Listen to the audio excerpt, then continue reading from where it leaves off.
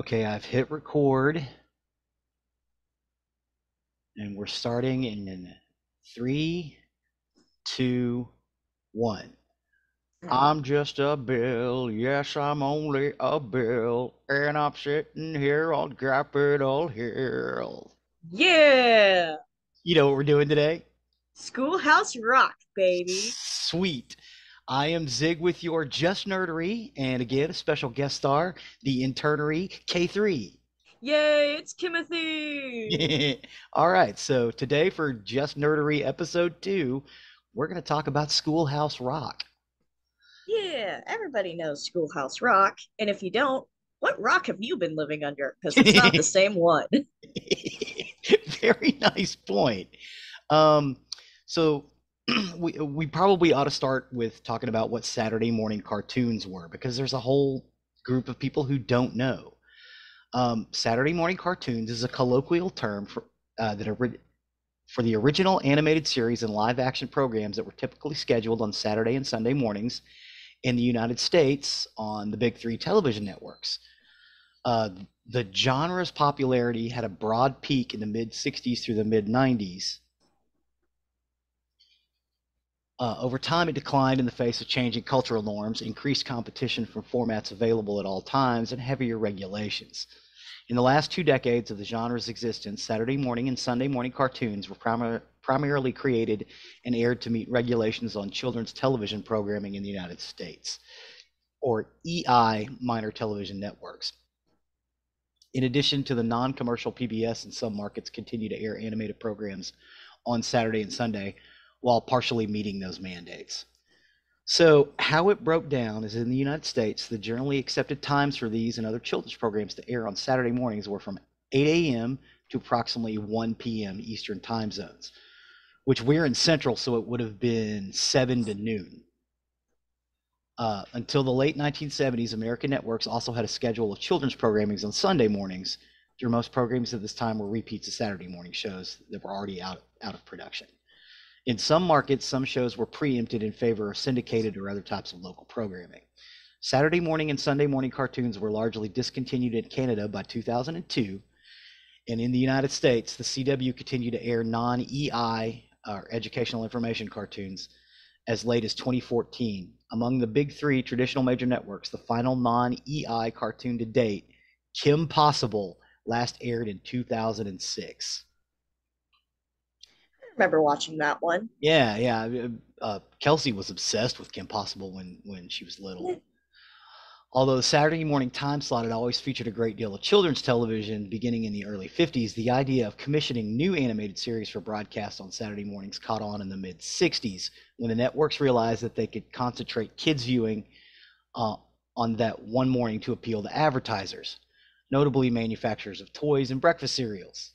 Furthermore, limited animations such as produced by such studios as Filmation, DePatie Freeling Enterprises, Total Television, J. Ward Productions, and Hanna-Barbera were economical enough to produce in sufficient quantities to fill the 5-hour block of time, as compared to live-action programming. While production times and costs were undeniably higher with animated programs, the cost of talent was far less. Voice actors became known for their ability to perform several characters at once, sometimes even on the same show, and networks could rerun children's animated programs more frequently than most live action series due to the belief that children would not remember the original airings enough to lose interest. Um, Negating any financial disadvantage. The experiment proved successful and the time slots were filled with profitable programming. Now, parents' lobbying groups such as Action for Children's Television began in the late 60s. They voiced concern over the presentation of commercialism, violence, antisocial attitudes, and stereotypes in Saturday morning cartoons. And by the 1970s, these groups exercised enough influence, especially in the United States Congress and the FCC, or the Federal Communications Commission, that the television networks felt compelled to impose more stringent content rules for the animation houses. By 1978, the Federal Trade Commission had openly considered a ban on all advertising during television programming targeting preschoolers and severe restrictions on other children's programming or program advertising, both of which would have effectively killed off the format. The commission ultimately dropped the proposals.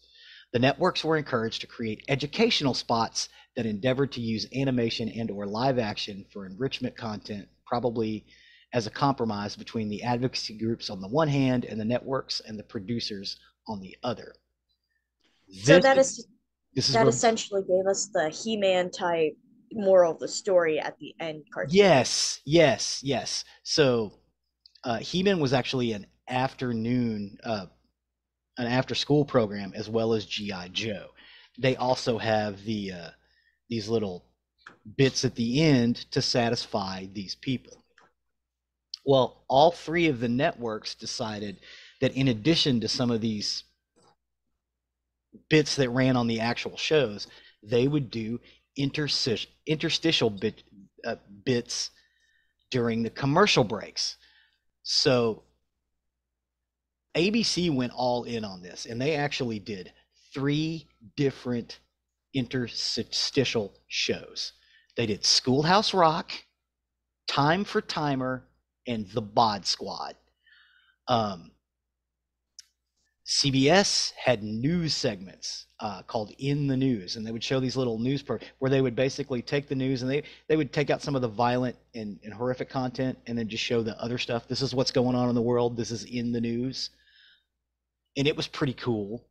NBC had a bit called Ask NBC News, but that didn't do really well. So they decided to do this show called One to Grow On. And One to Grow On would come on and have stars from other NBC shows. And they would just talk about something like, hey, this is why you should brush your teeth, or this is why you should be nice to animals. And it's just these little interstitial bits with animation around their faces. Like they would show the actual stars in a little animated television set, and there'd be animation going on around them.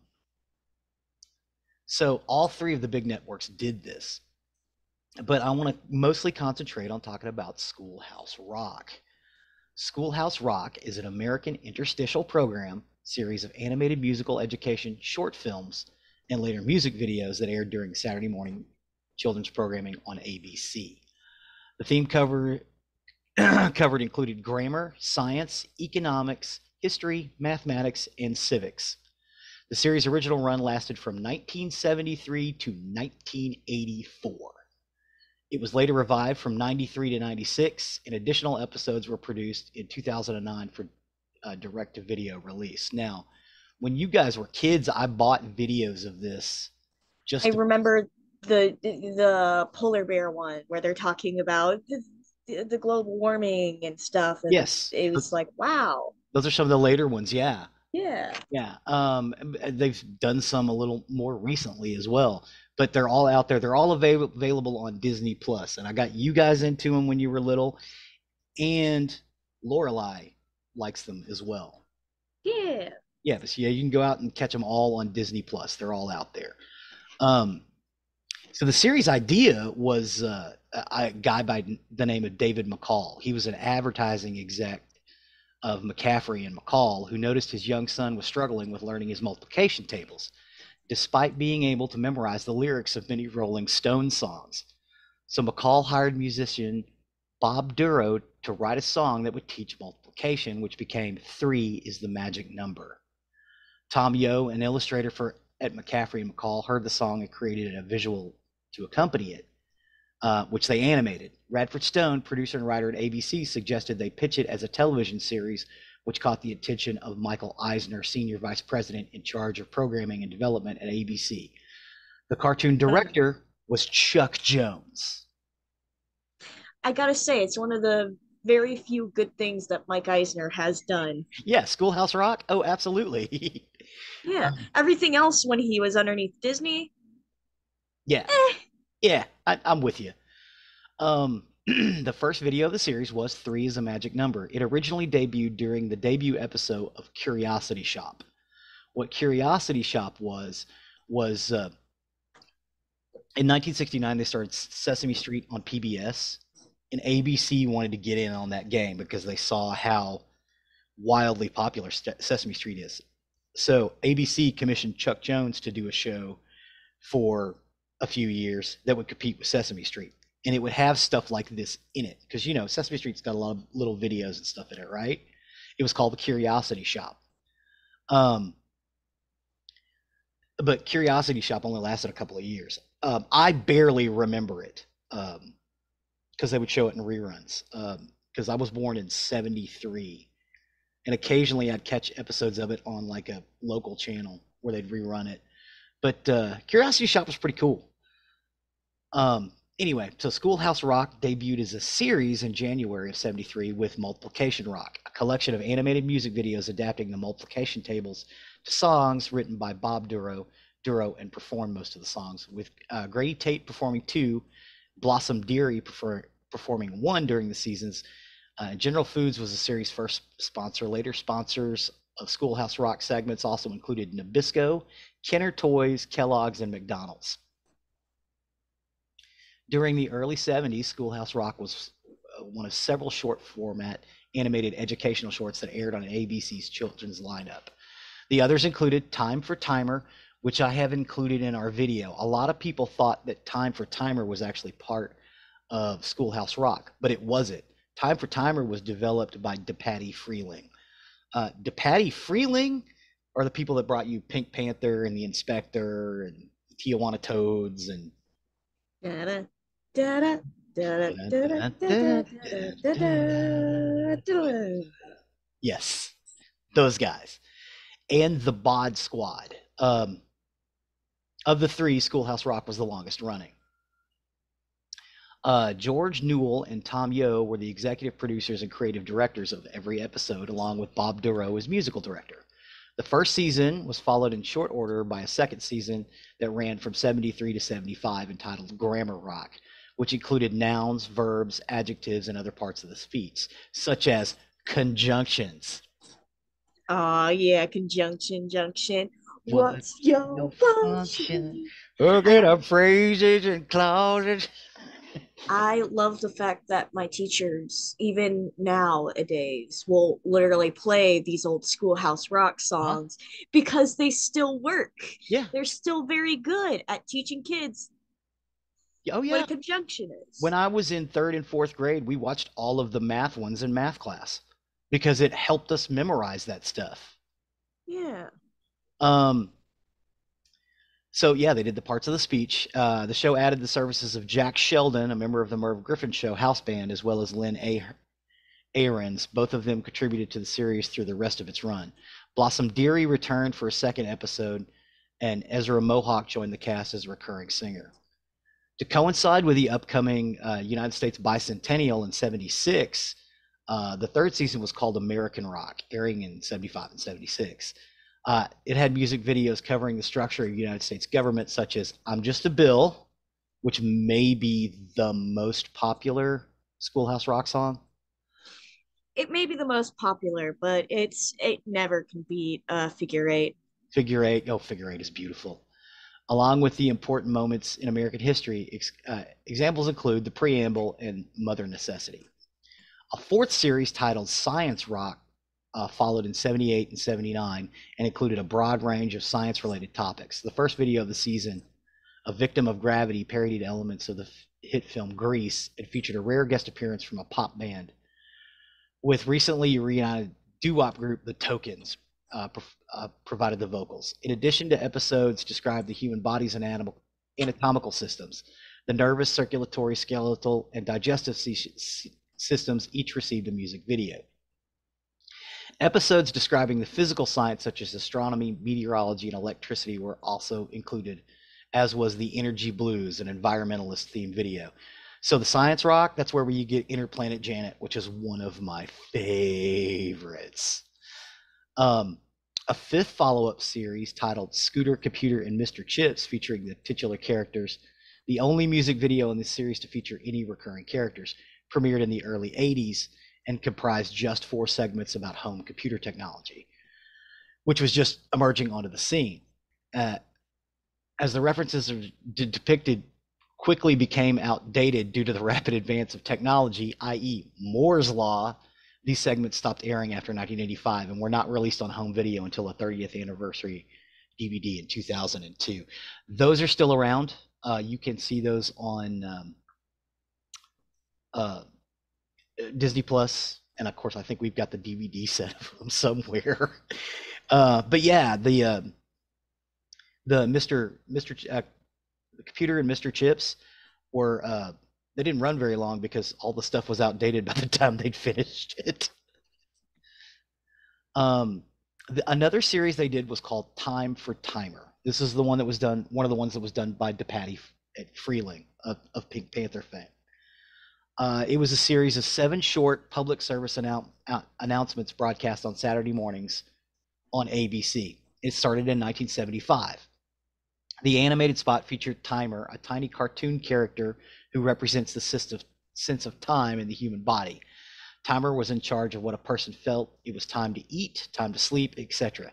He carried a large pocket watch inside of him that set off an alarm whenever something was about to happen. Usually wearing a bow tie and a top hat, Timer looks like a little yellow meatball with a face and has long, slender arms and legs.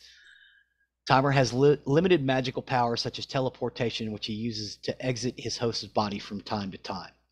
A wisecracker as well as a song and dance man, Timer promotes healthy eating and personal hygiene for children using clever songs and animation. Timer first appeared in the 73 ABC after school special, The Incredible, Inedible, Magical, Physical Mystery Trip, where he was voiced by Lynn Maxwell. And except for the 73 portrayal, Timer's voice was provided by actor Lenny Weinrib. Timer also appeared in the 1974 ABC After School special, The Magical Mystery Trip Through the Little Red's Head. And in Physical Mystery Trip, he worked inside the body of a man named Uncle Carl. In Little Red, he worked inside a teenage Red Riding Hood. Time for Timer ran concurrently and interchangeably until 1992, when ABC's other educational spots, primarily The Bod Squad and Schoolhouse Rock. They generally appeared during cartoon programs at the end of commercial breaks. The shorts included a consultant credit for Dr. Rosalind B. Alphenslater, UCLA School of Public Health. So Time for Timer, I always thought was part of Schoolhouse Rock. I did not realize until years later that it wasn't part of it, because it was used interchangeably. He's got one where he's like, if you get hungry, use a hunk of cheese. I got a hankering for a hunk of cheese. So he was like, look, take a cracker, put some cheese on it. You got a wagon wheel. It's just weird, man. But there's I mean, listen, I live in a house where there's not only one, but two ex-bartenders and theater people. And they're also the same people, so I know weird. yeah, that's true. That's I true. literally live here. That's true. So Time for Timer is awesome, and I've included some Time for Timer little episodes. They're only like 2 or 3 minutes long. The other series that ABC did was The Bod Squad. It's a series of short public service announcement broadcast on Saturday mornings on ABC, and it ran from 74 through 88.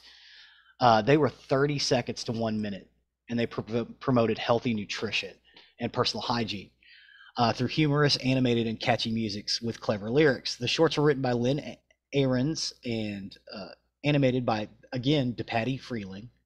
These segments generally appeared at half-hour intervals interspersed with regular commercials. With many were not labeled as such. The first 4 segments ended with an announcement, another nutritional message from the ABC television network. And accompanying stock animation identified the series as the ABC Bod Squad.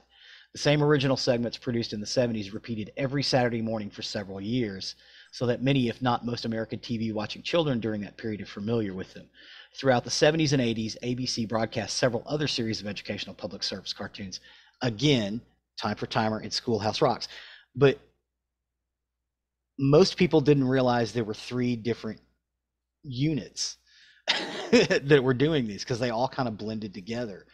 One of the most famous bod squads was Exercise Your Teeth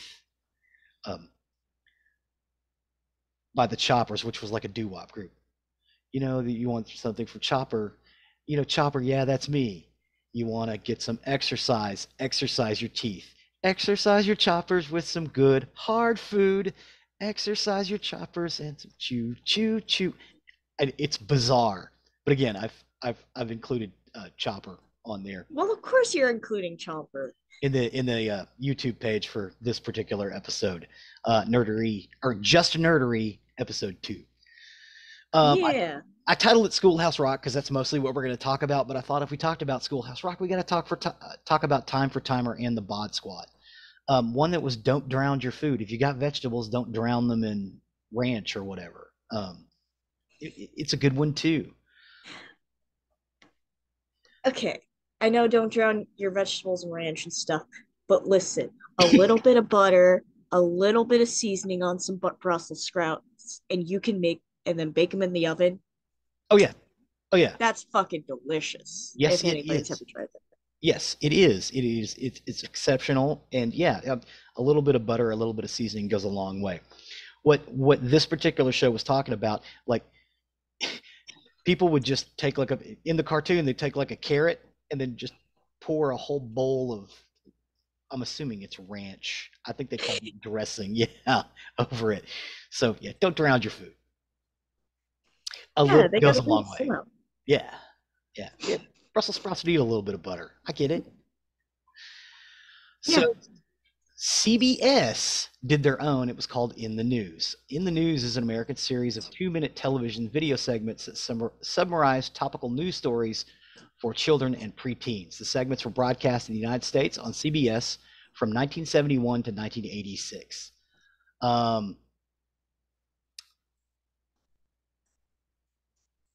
Which it was basically the idea was the same thing as Schoolhouse Rock. The micro series is had its genesis in a series of animated interstitials produced by CBS and Hanna-Barbera called In the Know, featuring Josie and the Pussycats. They did those back in the 60s, narrating educational news segments tailored for children. There was eventually transformed into a more live-action oriented microseries produced solely by the CBS News division called In the News. And the segments attempted to explain the essence of complex news stories to children and to do so in a way that might engage a young audience. Video clips of national or world events and special interest stories were shown with voiceover narration, specifically written with children in mind. Now, although news stories deemed to be inappropriate for children were not covered in the news, the series did feature a wide range of current events. And they didn't talk, it was like Schoolhouse Rock. They didn't talk down to kids. They just assumed that, they'd take some of the more scary elements out. But it was like, this is what's going on in the world and you guys need to know. And it was great. I've included again some of that stuff. It had a spinning globe that opened it. A lot of the filmation stuff that I liked when I was a kid, like Jason of Star Command and the Super 7, all of that ran on CBS, and you'd have these little in the news breaks. But again, they were only about a minute long. On occasion, a special mini documentary segment in the future was presented, examining events and technology that may exist in the near future. Those were pretty cool. But it was all run by CBS News journalists because, again, they wanted to put that actually have some people who know what they're doing. Yeah, and the animation houses obliged. They'd run bumpers for like check out In the News, and you'd have Batman or the Robonic Stooges or Popeye or Mighty Mouse or Bugs Bunny announcing next another interesting story within the news. So they kind of incorporated it into the cartoon shows themselves. But yeah, in the News was pretty cool. Finally, we have One to Grow On. It's an educational public service announcement that was broadcast during NBC's Saturday morning lineup from 83 to 89. Now, NBC got into this late because Schoolhouse Rock started in the early 70s, as well as Time for Timer, Bod Squad. In the News started in 1971. So NBC really was the last holdout to doing these. But what they did was the segments were hosted by stars of their primetime shows like Michael J. Fox, Michael Gross, and Justine Bateman for Family Ties, Mr. T and Dwight Schultz from the A-Team. I'm sorry, the idea of Mr. T telling you, come on, kids, that's not right. Don't deal with bullies.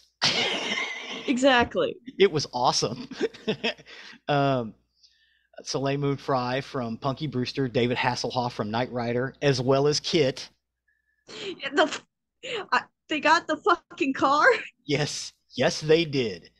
Kim Fields, Nancy McKeon, Lisa Welchel, and Charlotte Ray from The Facts of Life, and Richard Mull from Night Court, as well as Michael and Jamal Warner and Tempest Bledsoe from The Cosby Show, Perry King and Thomas Bray from Riptide, which we've talked about before, Joel Higgins and Rick Schroeder from Silver Spoons, Kadeem Hardison from A Different World, Jackie Harris from 227, Estelle Getty and Betty White from The Golden Girls.